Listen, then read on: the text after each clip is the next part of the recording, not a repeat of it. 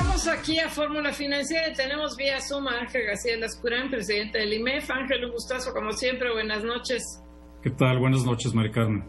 Ya estábamos chuleando al aire, bueno, yo no, Pepe, estaba chuleando al aire tu biblioteca. Para quienes nos están viendo en Telefórmula, tiene una biblioteca impresionante, y quienes nos están oyendo en radio, tiene una biblioteca impresionante. Gracias. Oye, Ángel, cuéntanos, ustedes emitieron hoy un comunicado en torno a la negociación del outsourcing. No participaron directamente en las negociaciones porque era parte de los consejeros de miembros del CCE, y ustedes no participan en el Consejo Económico Empresarial directamente, pero cuéntanos sobre este estudio.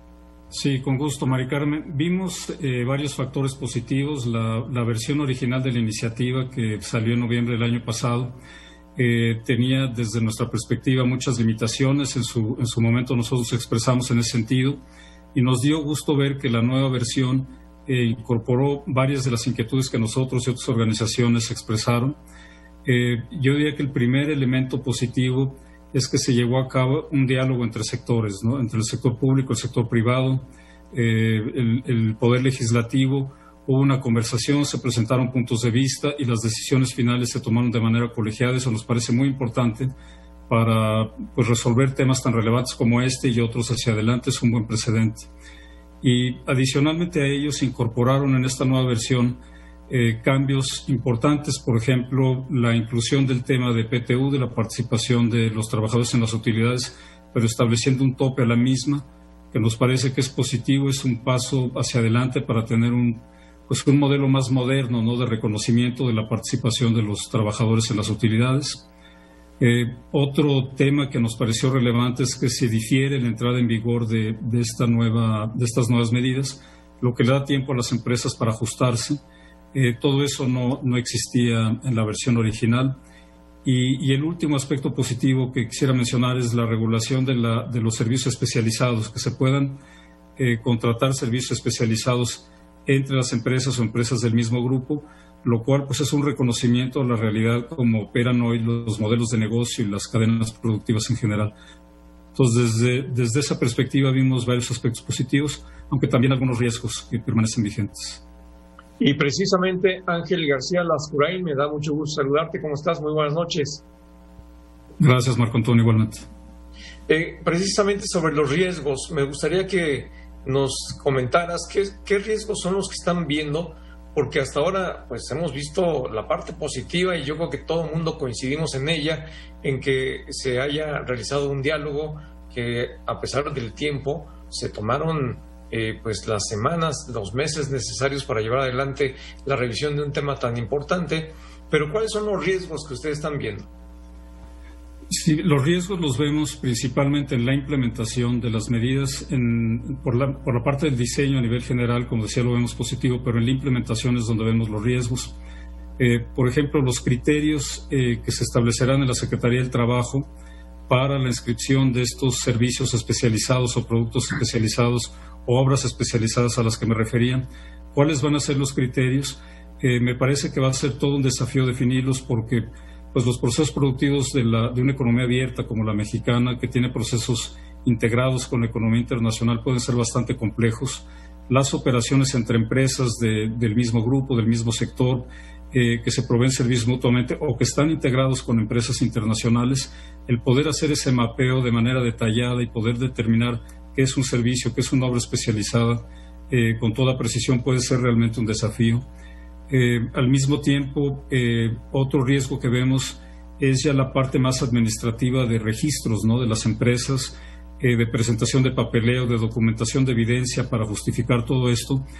Nuestro temor es que se pueda crear un cuello de botella en el Seguro Social, en el Infonavit, en la propia Secretaría del Trabajo, que limite la migración de las empresas o haga que esto se lleve a cabo de manera más lenta a lo que el periodo que sea abierto para ello establece, y las empresas puedan caer en incumplimiento por la deficiencia del proceso en sí. Y bueno, al final pensamos que, si bien es una medida positiva, la población económicamente activa que trabaja en las empresas es solamente una parte de la población económicamente activa total. Falta mucho todavía para llegar a un esquema de bienestar que sea amplio y que realmente tenga un impacto en el desarrollo de México. Desde luego estamos platicando con Ángel García Lascurain, el presidente del IMEF, del Instituto Mexicano de Ejecutivos de Finanzas. Ángel, otro de los temas con esta iniciativa que vendría de subcontratación, otro de los temas es el reparto de utilidades, el PTU. ¿Cómo quedó? Cuéntanos un poco. Sé que es hasta 90 días que se va a estar pagando, los empresarios querían menos, el gobierno y los sindicatos querían que se pagara más, quedó hasta 90 días. ¿Cómo lo ves? Sí, se está topando hasta 3 meses, que nos parece que es una medida positiva. Hay una serie de requisitos más específicos, el monto más alto entre los 3 meses o las utilidades que se hayan repartido históricamente. Sin embargo, que la realidad o el hecho de haber reconocido la necesidad de toparlo permite migrar hacia un esquema mucho más moderno. Nosotros hemos venido proponiendo desde el IMEF distintas alternativas para vincular el reconocimiento de la participación de los trabajadores con temas de productividad, por ejemplo, de productividad laboral. Distintos países lo manejan en ese sentido y nos parece importante migrar hacia un esquema donde se reconozca esa participación, pero también se incentive la productividad local e internacional de las empresas y como país. Y el hecho de toparla y haberlo hecho de manera concertada es un paso en ese camino, en esa dirección. Oye, ahorita estábamos viendo unas declaraciones del director del Infonavit que espera que se incremente en 2.800 millones la recaudación del Infonavit. Esto implicaría que las empresas tendrían que pagar 2.800 millones más. Yo creo que, no sé de dónde haya sacado la cifra, pero creo que es muy guajiro. No es un impacto tan grande. O sea, ¿cuál sería el impacto? Porque si estás hablando de que las empresas van a pagar más por aportaciones al Infonavit de esa magnitud, pues ya no sería tan positiva la reforma.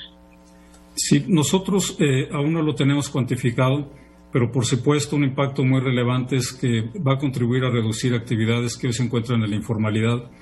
Sin duda muchas empresas van a incorporar a la planta laboral formal a colaboradores o a personas que trabajaban de manera informal o de manera no registrada, y eso tendrá un impacto positivo sobre distintos aspectos de la recaudación.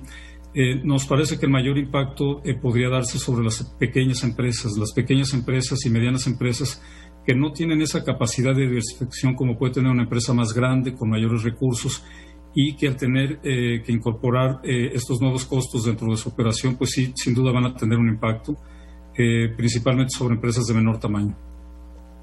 Ángel García Lascurain, ¿cuál es tu opinión respecto del tema del reparto de utilidades cuando pues vemos que hay un universo muy importante de empresas que no cumplen con esta obligación?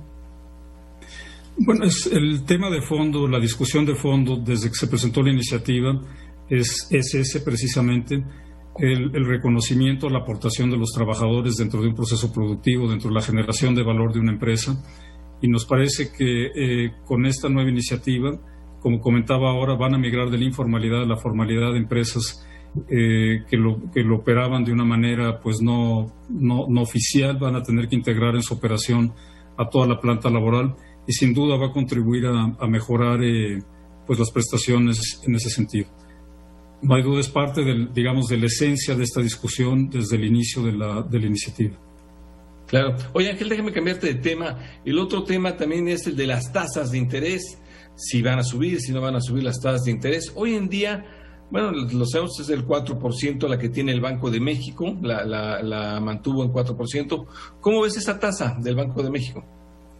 Bueno, es un tema de mucho debate ahora. Hay distintos elementos de presión sobre el Banco de México.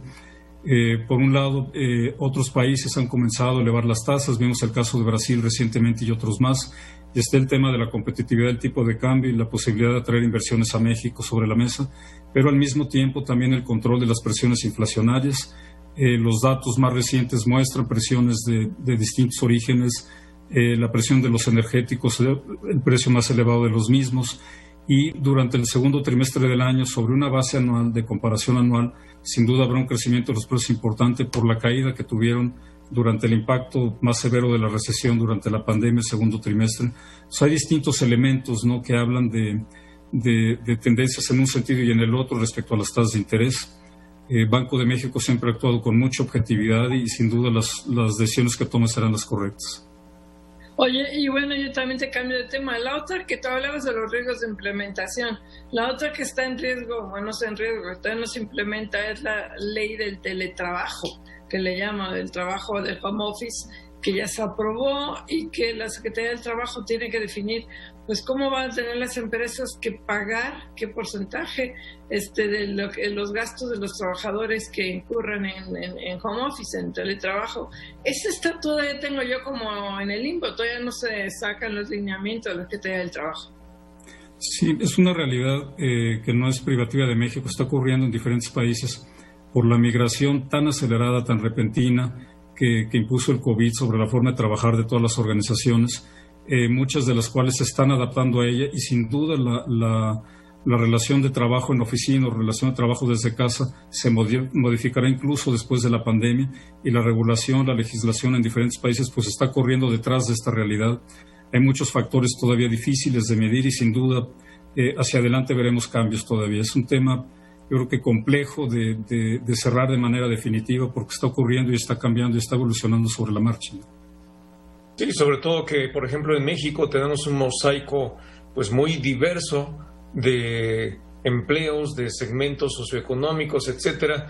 Pues habrá que ver de qué manera se resuelve. Seguramente en el IMEF estarán pensando ya en algunas ideas para proponerlas. Ángel.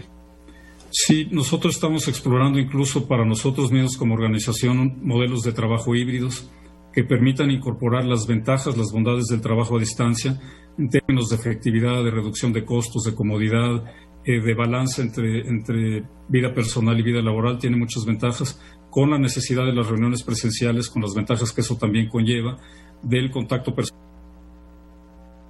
personales.